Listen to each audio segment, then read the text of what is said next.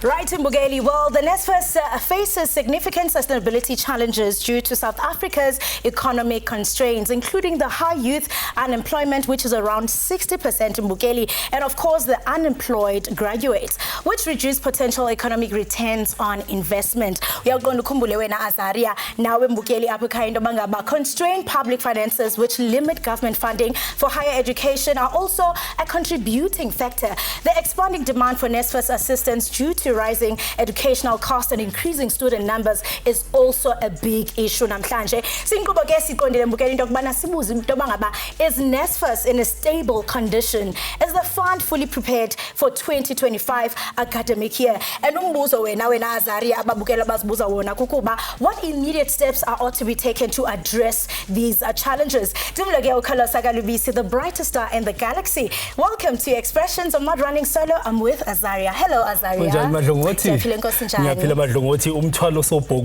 Students ayaviva, they are ready to go to school. Let's do this. NSFAS has been a lifeline for thousands of students in South Africa, especially labo ababuya emindenini ehlwempu Mbugeli. However, mumanje lesikhwama sezimali sabafundi has become a nightmare of financial mismanagement and incompetence, leaving izinkulungwane zabafundi zisele dengwane Mbugeli. We spoke to young people on the streets ngalesi sihloko, and this is what they had to say. Good afternoon, Dumelang, Sanibonani, South Africa. Ikavala mdinguviyokazi kafile umajola omhle. And njengesiqhelo ke Expressions is out on the streets today to hear from students about the problems of the NSFAS and how they're affecting them. The issue with NSFAS is institution related.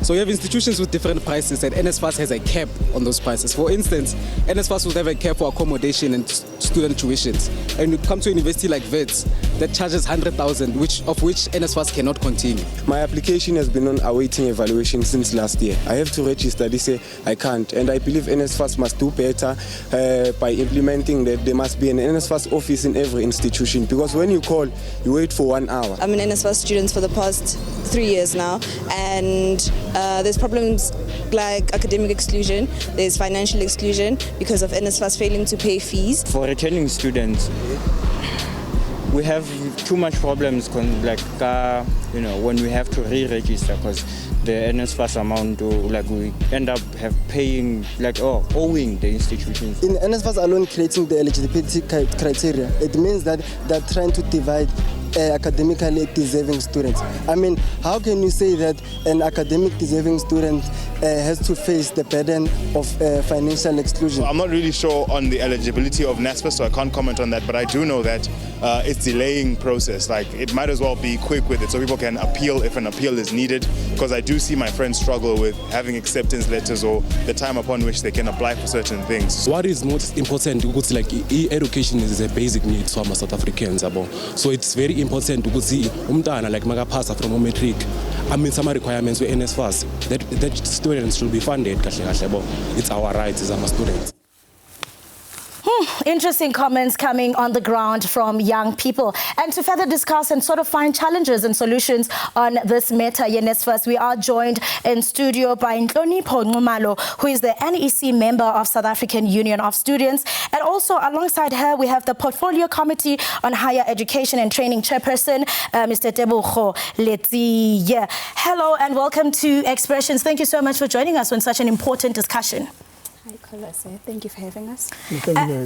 And you know, before we kickstart the conversation, I do want to highlight the school and Mbukeli as Expressions. We did reach out to NSFAS a week ago. They did acknowledge our invitation, but unfortunately, they did not confirm their availability, which is why they are not here today. And I mean, with that said, Nhlonipho, and reflecting from the voices of young people on the ground, expressing their greatest concern on this issue. I mean, NSFAS not here today and not confirming their availability. What does it say about them?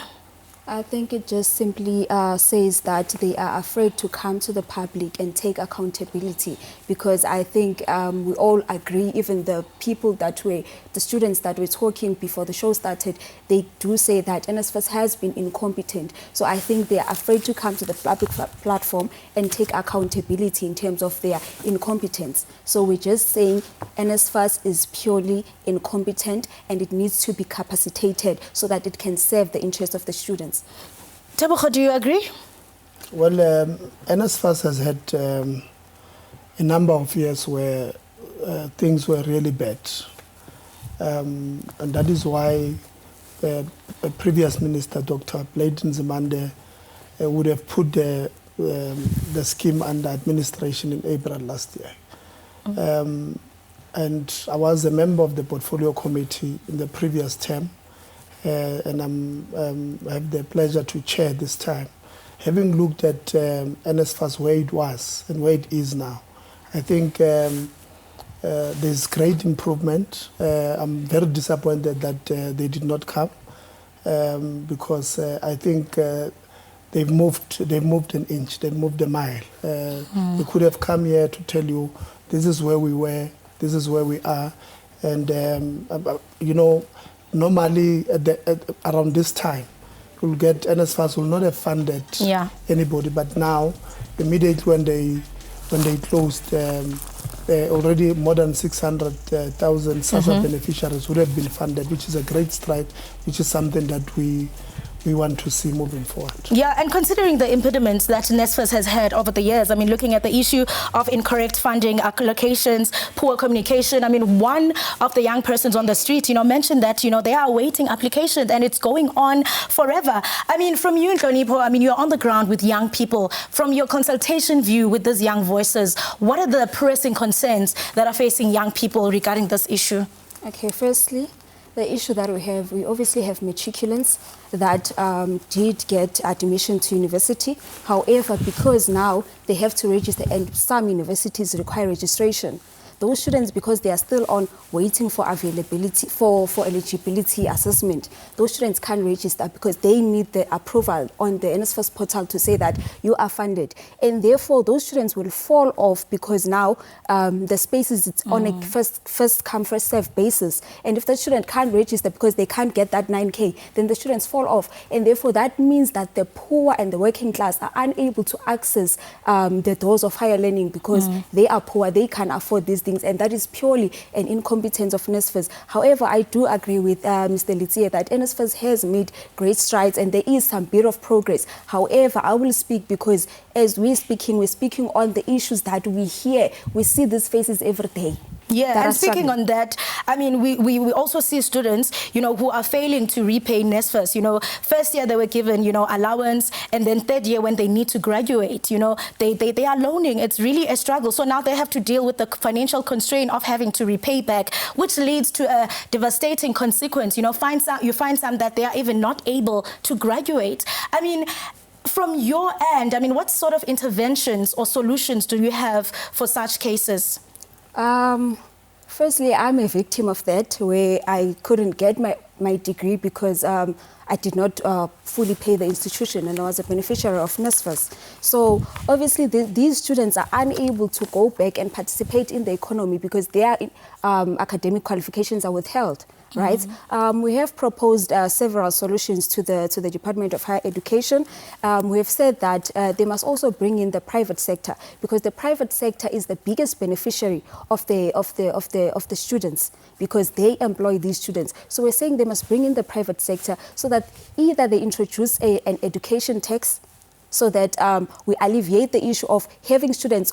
Every year, we have to fundraise funds. The Advanced SRC is fundraising funds as we speak. Even in my SRC term, we're fundraising funds. It's going to be a perpetual crisis where we're always trying to fundraise funds, and it's not sustainable. So we must come up with sustainable ways in order to ensure that the historical debt is cleared. And I also saw that there was a bill that is supposed to serve at Parliament, and I would like to urge that Mr. Tebogo, you support that bill because we need student debt to be cleared.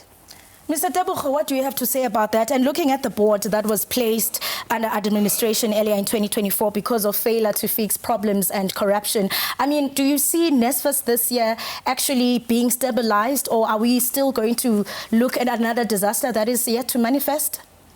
No, thanks. I think, like I said earlier on, the NSFAS where it is now, from where they come from, they're in a better position. The administration team, together with the minister, Dr. Nkabane, they've done a sterling job in bringing NSFAS from where it was to where it is. Are we comfortable with where it is currently? We're not. And that is why we've told them that the minister, as soon as they can, they must appoint a board there. You can't also run a big institution, almost a 50 billion institution with administration. She has assured us that the processes internally, they are done. They are just waiting for cabinet to look into the proposed names to come in. That will come in handy, to bring in stability from a governance point of view. Is governance, or is fixing governance the only solution? I don't think so. I think we still have employees in the management of NSFAS who simply do not want to fix the problems there. And we have told the previous administration, we have told the administrator that let's start afresh as far as the employees are concerned. Let them sign new performance-based contracts so that, I mean, it does not make sense that a student will file in an appeal in February and you get to October, the appeal has not been finalized. Yeah, and I mean, those are some of the issues that we'll be tackling. And the question remains, I mean, what is the way forward? Because we have students, who are really financially distrained with all of this. What is the way forward? Mbugeli, we continue with the discussion. What do you have to say? Make sure that you interact with us on our social media platforms. Uluvo lwakho lubalulekile. But for now, Mastikwi evenkileni qiniseka awugunqi. You watching Expressions.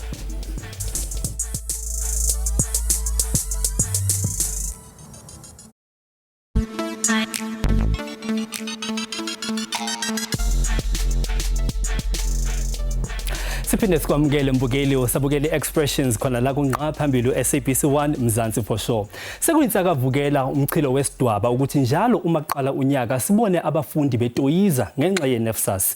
I-NSFAS ke mbukeli ibibhekene nezingqinamba eziningi kule minyaka edlule, from misuse of funds to administrative errors. Konke lokhu mbukeli kunciphisa ithemba labafundi ku-NSFAS nekuholela ekutheni batoyize at the end of the day. Joining us right now in studio namuhla mbukeli, we are joined by Accolade Mota, who also faced impediments when he was a student. Accolades, welcome to SABC 1. Thank you for having me. Yeah, so, when we started the show, we went through Voxes, we went to the streets, we spoke to young people. They were talking about different impediments and obstacles that they faced. What sort of impediments did you go through as a student? Well, for me, my experience is a bit different in the sense that I was fortunate to get a response as soon as I get an acceptance, right, from the university. But people around me had different stories, of course, right? I have a friend of mine, he had to wait his cut. And then while waiting for him to be able to get registered, he had to okay, I have to get into school, right? And then the delay, of course, caused I won't say depression and anxiety, but he wasn't really in his best. Which was going to be my next point exactly. Uma ubheka abangani obuphila nabo at that time when you were a student and they were going through all these impediments, their psyche, just talk me through their psyche. How were they behaving at school? How did this affect them? Right. Obviously, as people still are, we deal with things differently. Right. And then I won't speak on all of them, but those that were closest to me. Muntu out of the blue, now resorting to these other habits, destructive habits, if you like. So there was that, and then there was also trying to balance education and trying to balance finding funds to because now they can't pay. Right. So it was a very unstable ground to be on. Yeah. So when we were doing our research, we just found out that more than 400,000 applications went through to the University of Johannesburg. We are talking about the University of Johannesburg only. It received more than 400,000 applications. Do you think at this time, because we can see that NSFAS is under a lot of strain, do you think it's time that students, it's high time they start exploring other alternatives, they start looking for funding elsewhere? I mean, on the other segment, we did speak about, looking at the private sector. Do you think it's time that the students, they go that route?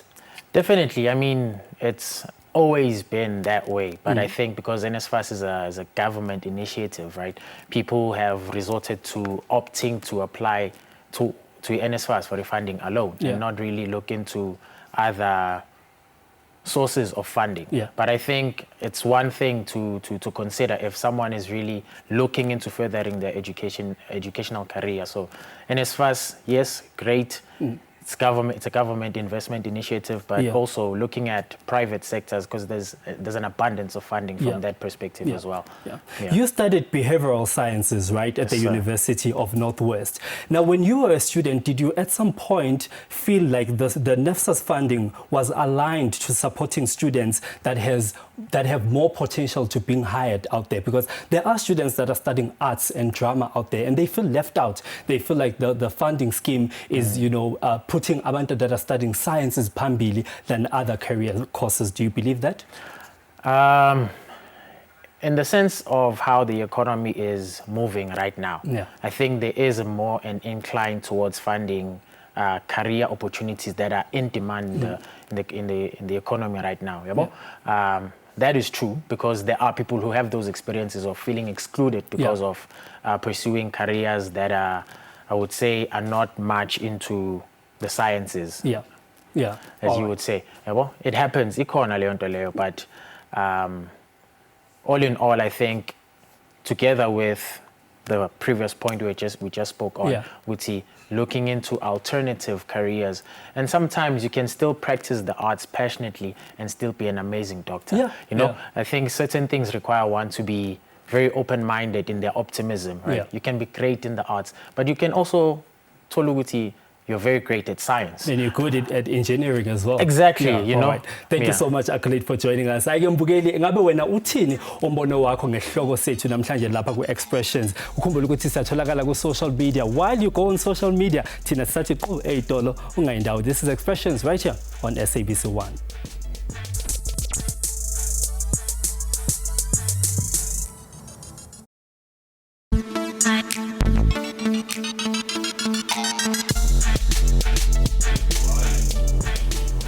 Welcome back. You're still tuning into your #1 youth show, that is Expressions, right here on SABC 1 and DTT. And of course, we are still tackling the NSFAS crisis and sort of to find solutions on this matter. We are still joined by Unhlonipho and also Tebogo.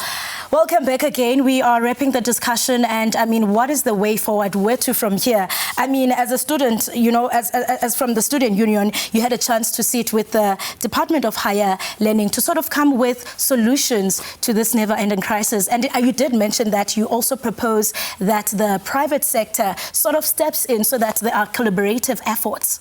Yes. That's one of the proposals that we made to the department. And number two, we have also proposed that there's an issue of the missing middle students who are too rich to